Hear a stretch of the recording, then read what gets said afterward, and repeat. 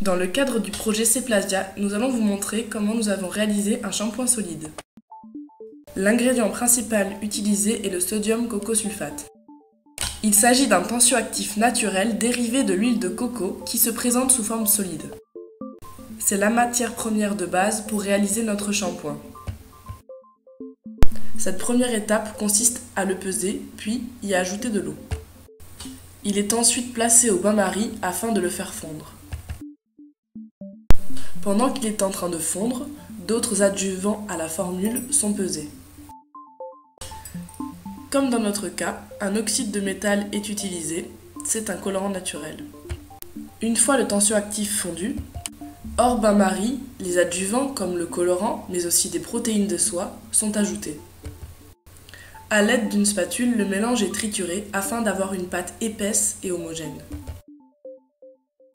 On peut aussi rajouter de l'huile essentielle de lavande. Celle-ci, en effet, possède des propriétés anti-poux. Les parfums sont aussi rajoutés. Le mélange est à nouveau trituré afin d'obtenir la pâte la plus homogène possible. Celle-ci est ensuite transférée dans un moule en fonte prévu à cet effet.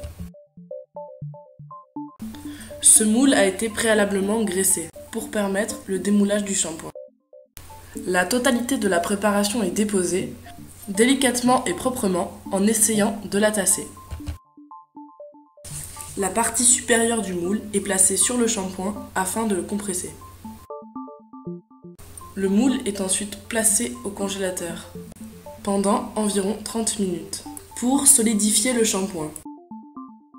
Puis le shampoing est sorti du congélateur et laissé dans un endroit sec à l'abri de la chaleur pendant 48 heures. Le shampoing est ensuite démoulé délicatement.